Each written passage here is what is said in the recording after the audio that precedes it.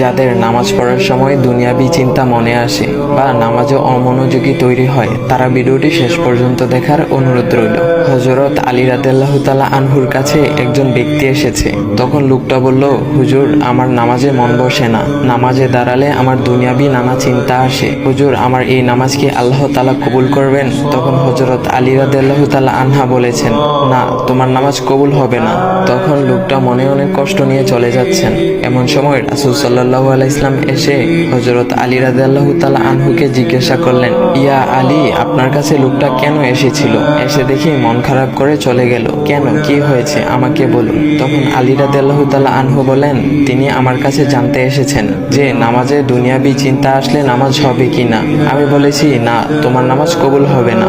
রাসূল সাল্লাল্লাহু আলাইহি ওয়াসাল্লাম তখন বলেন, ইয়া আলী, আপনাকে আমি একটা চাদর উপহার দিতে চাই, তবে একটা শর্ত আছে। আলী রাদিয়াল্লাহু তাআলা আনহু খুশি হয়ে বলেন, ইয়া রাসূলুল্লাহ, কি শর্ত তা বলুন, আমি আপনার সকল শর্ত মেনে নিব।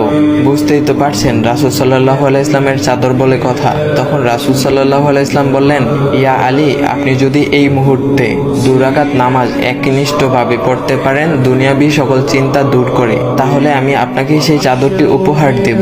আলী রাদিয়াল্লাহু তাআলা আনহু বলেন, এটা তো সাধারণ ব্যাপার। আলী রাদিয়াল্লাহু তাআলা আনহু তখন নামাজে দাঁড়িয়ে গেলেন আর তিনি নামাজ পড়তে শুরু করলেন।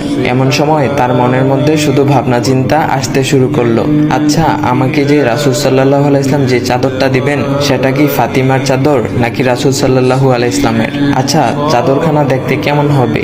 এই বিভিন্ন বিষয় নিয়ে ভাবতে লাগলেন। তিনি ভুলেই গেছেন যে দুনিয়াবি চিন্তা নামাজে আনতে রাসূল সাল্লাল্লাহু আলাইহি ওয়াসাল্লাম নিষেধ করেছেন। এর মধ্যে আলী রাদিয়াল্লাহু তাআলা আনহুর নামাজ পড়া শেষ। আলী রাদিয়াল্লাহু তাআলা নামাজ শেষ করে রাসূল সাল্লাল্লাহু আলাইহি ওয়াসাল্লামকে বলতেছেন, ইয়া রাসূলুল্লাহ, আমি আপনার শর্ত মেনেছি, এখন আমাকে চাদরখানা উপহার দেন। রাসূল সাল্লাল্লাহু আলাইহি ওয়াসাল্লাম বলেন, ইয়া আলী, আপনি কি একনিষ্ঠভাবে দুনিয়াবি চিন্তামুক্ত ছাড়া 2 রাকাত নামাজ পড়েছেন? তখন আলী রাদিয়াল্লাহু তাআলা আনহা মুচকি হেসে বললেন, না ইয়া রাসূলুল্লাহ, আমি আপনার চাদর নিয়ে অনেক কিছুই ভেবেছি।